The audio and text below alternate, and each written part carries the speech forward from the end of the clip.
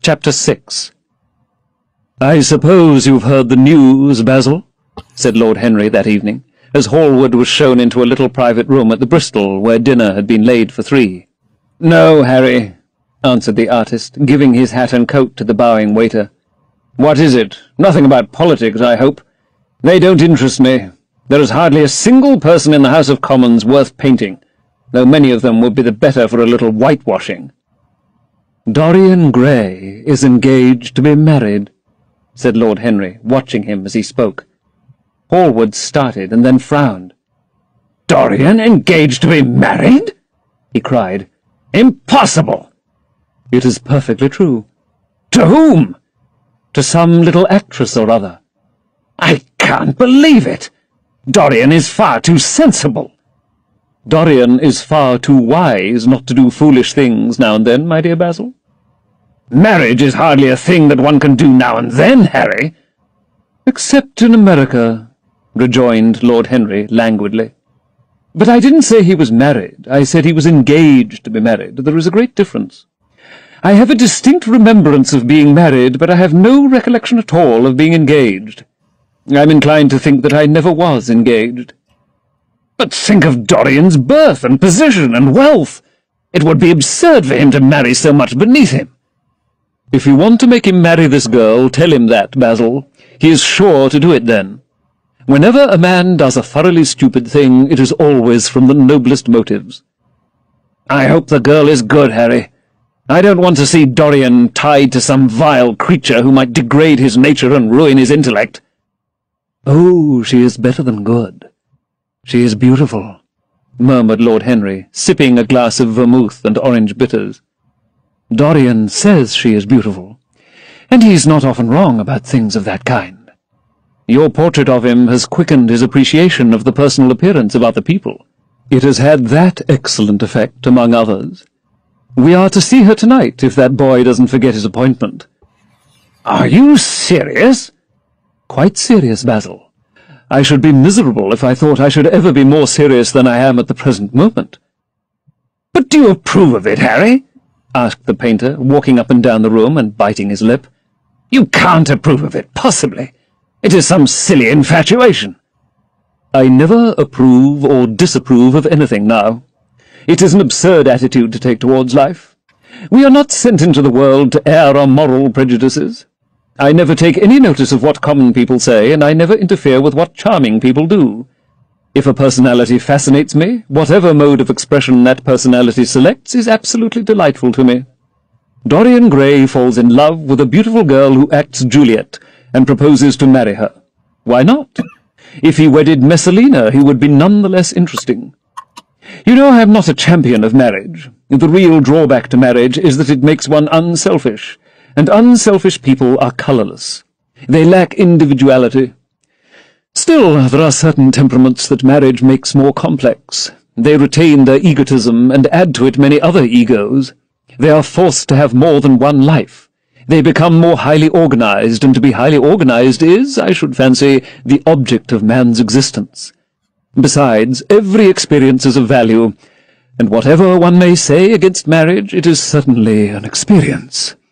I hope that Dorian Gray will make this girl his wife, passionately adore her for 6 months, and then suddenly become fascinated by someone else. He would be a wonderful study." "You don't mean a single word of all that, Harry. You know you don't. If Dorian Gray's life was spoiled, no one would be sorrier than yourself. You are much better than you pretend to be." Lord Henry laughed. "The reason we all like to think so well of others is that we are all afraid of ourselves. The basis of optimism is sheer terror. We think that we are generous because we credit our neighbour with the possession of those virtues that are likely to be a benefit to us. We praise the banker that we may overdraw our account, and find good qualities in the highwayman in the hope that he may spare our pockets. I mean everything that I have said. I have the greatest contempt for optimism. As for a spoiled life, no life is spoiled but one whose growth is arrested. If you want to mar a nature, you have merely to reform it. As for marriage, of course that would be silly, but there are other and more interesting bonds between men and women. I will certainly encourage them. They have the charm of being fashionable. But here is Dorian himself. He will tell you more than I can."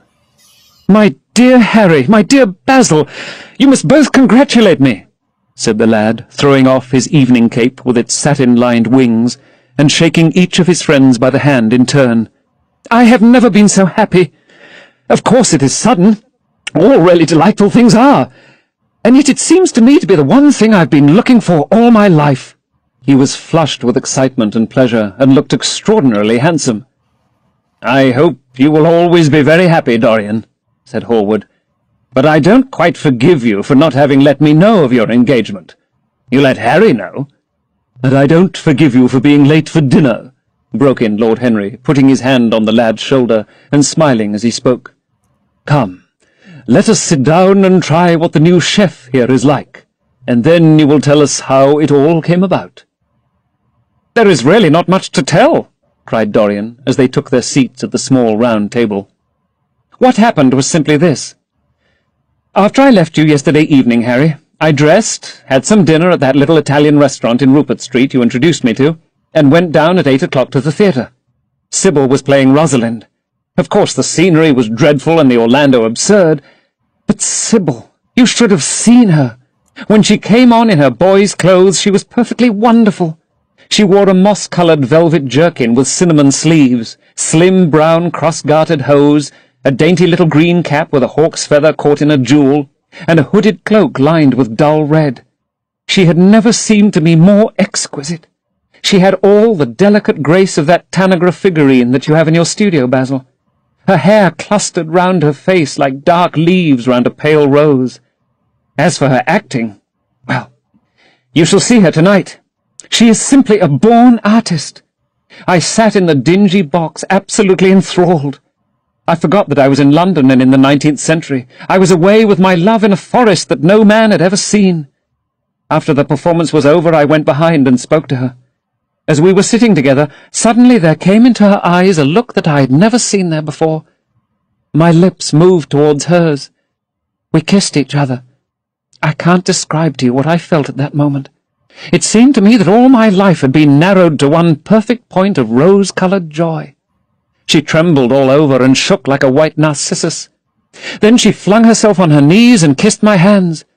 I feel that I should not tell you all this, but I can't help it. Of course our engagement is a dead secret. She has not even told her own mother. I don't know what my guardians will say. Lord Radley is sure to be furious. I don't care. I shall be of age in less than a year, and then I can do what I like. I have been right, Basil, haven't I, to take my love out of poetry and to find my wife in Shakespeare's plays? Lips that Shakespeare taught to speak have whispered their secret in my ear. I have had the arms of Rosalind around me, and kissed Juliet on the mouth. Yes, Dorian, I suppose you were right, said Hallward slowly. Have you seen her today? Asked Lord Henry. Dorian Gray shook his head. I left her in the Forest of Arden. I shall find her in an orchard in Verona. Lord Henry sipped his champagne in a meditative manner. At what particular point did you mention the word marriage, Dorian? And what did she say in answer? Perhaps you forgot all about it. My dear Harry, I did not treat it as a business transaction, and I did not make any formal proposal. I told her that I loved her, and she said she was not worthy to be my wife. Not worthy?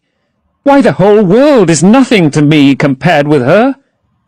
Women are wonderfully practical, murmured Lord Henry. Much more practical than we are. In situations of that kind, we often forget to say anything about marriage, and they always remind us. Hallward laid his hand upon his arm. Don't, Harry. You've annoyed Dorian. He is not like other men. He would never bring misery upon anyone. His nature is too fine for that. Lord Henry looked across the table. Dorian is never annoyed with me, he answered. I asked the question for the best reason possible, for the only reason, indeed, that excuses one for asking any question. Simple curiosity. I have a theory that it is always the women who propose to us, and not we who propose to the women, except, of course, in middle-class life, but then the middle classes are not modern. Dorian Gray laughed and tossed his head. "You're quite incorrigible, Harry. But I don't mind. It is impossible to be angry with you. When you see Sybil Vane, you will feel that the man who could wrong her would be a beast without a heart. I cannot understand how anyone can wish to shame the thing he loves. I love Sybil Vane. I want to place her on a pedestal of gold and to see the world worship the woman who is mine. What is marriage? An irrevocable vow. You mock at it for that. Oh, don't mock. It is an irrevocable vow that I want to take. Her trust makes me faithful. Her belief makes me good. When I am with her, I regret all that you have taught me. I become different from what you have known me to be. I am changed, and the mere touch of Sybil Vane's hand makes me forget you and all your wrong, fascinating, poisonous, delightful theories." "And those are?" asked Lord Henry, helping himself to some salad. "Oh, your theories about life, your theories about love, your theories about pleasure. All your theories, in fact, Harry." "Pleasure is the only thing worth having a theory about," he answered, in his slow, melodious voice. "But I am afraid I cannot claim my theory as my own. It belongs to nature, not to me. Pleasure is nature's test, her sign of approval. When we are happy, we are always good. But when we are good, we are not always happy." "Ah, but what do you mean by good?" cried Basil Hallward. "Yes," echoed Dorian, leaning back in his chair and looking at Lord Henry over the heavy clusters of purple-lipped irises that stood in the centre of the table. "What do you mean by good, Harry?" "To be good is to be in harmony with one's self," he replied, touching the thin stem of his glass with his pale, fine-pointed fingers. "Discord is to be forced to be in harmony with others. One's own life, that is the important thing. As for the lives of one's neighbours, if one wishes to be a prig or a Puritan, one can flaunt one's moral views about them, but they are not one's concern. Besides, individualism has really the higher aim. Modern morality consists in accepting the standard of one's age. I consider that for any man of culture to accept the standard of his age is a form of the grossest immorality." "But surely if one lives merely for oneself, Harry, one pays a terrible price for doing so?" suggested the painter. "Yes, we are overcharged for everything nowadays. I should fancy that the real tragedy of the poor is that they can afford nothing but self-denial. Beautiful sins, like beautiful things, are the privilege of the rich." "One has to pay in other ways, but money." "What sort of ways, Basil?" "Oh, I should fancy in remorse, in suffering, in the consciousness of degradation." Lord Henry shrugged his shoulders. "My dear fellow, medieval art is charming, but medieval emotions are out of date. One can use them in fiction, of course, but then the only things that one can use in fiction are the things that one has ceased to use in fact. Believe me, no civilized man ever regrets a pleasure, and no uncivilized man ever knows what a pleasure is." "I know what pleasure is," cried Dorian Gray. "It is to adore someone." "That is certainly better than being adored," he answered, toying with some fruits. "Being adored is a nuisance. Women treat us just as humanity treats its gods.